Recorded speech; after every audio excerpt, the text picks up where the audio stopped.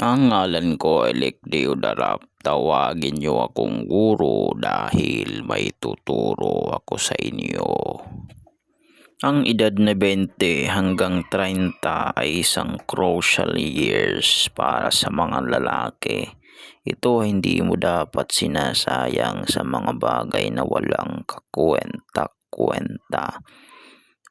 In this video, sasabihin ko sa iyo yung 5 bagay na hindi mo dapat gawin sa iyong 20 to 30 years old. Number 1. Chasing girls. You see, bilang isang lalaki, hindi mo maiwasang matrak sa mga babae, pero hindi ibig sabihin ay may kailangan ka nang gawin. This year is very crucial for you as a man. Pero pag ginawa mo ito, trust me, magsisisi ka lang. Those girls are for old guys na nakatapak na sa kanilang prime. Ikaw ay nagsisimula pa lamang. Kaya kung ako sa iyo, don't chase girls. Number 2. Useless friends.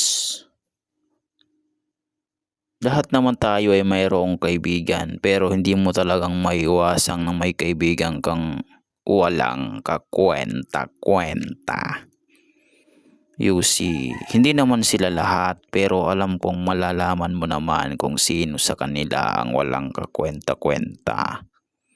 Hindi ko namang sinasabing huwag kang makihalubilo sa kanila kahit saglit lang, but focus on yourself. Because those friends are there only if you have something.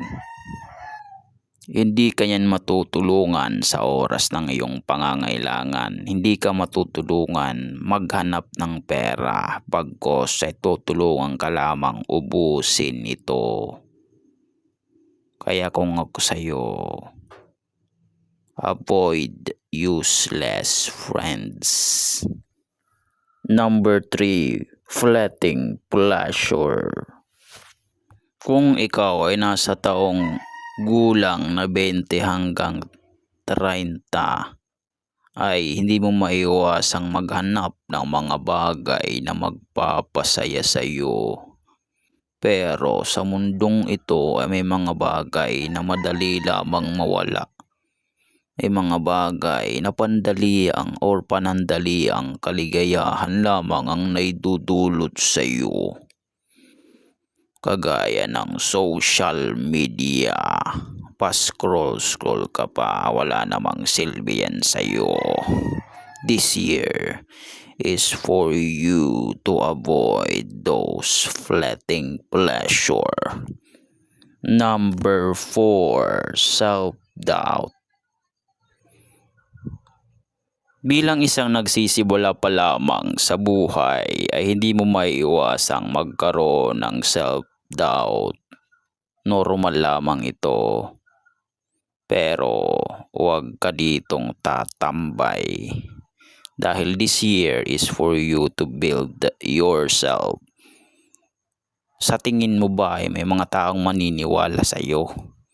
Ang sagot ay wala. Kaya ikaw lamang ang maniniwala sa sarili mong kakayahan. You see, ang mga bagay na nakikita mo ngayon ay nasa isip lamang ng tao. Pero nang naniwala silang kaya nila itong gawin, ay naging pisikal ito sa ating mundo at ngayon ay nagagamit at nahahawakan mo. Kaya once you believe something very, very hard, you can make it into reality. Number 5. Wasting time. Nare-realize mo ba na napakabilis ng oras? Siyempre, oo, dahil may isip ka naman. Kaya wag mong sasayangin ang oras mo. This is crucial for you to build yourself. So gamitin mo ito sa mga may kabuluhang mga bagay dahil hindi ka aantayin ng oras kung iniisip mong na nasa iyo pa rin ang oras sa mundong ito, ay linuloko mo lang ang sarili mo. Hindi ka nito aantayin. Tatanda na lang at wala ka pang magagawa dahil akala mo'y nasa iyo lahat ng oras. Ang sagot ay hindi. Bagamat marami ang makakapakinig, ngunit konti lang ang makakaunawa. Hanggang sa muli, mga tapat kong kawal.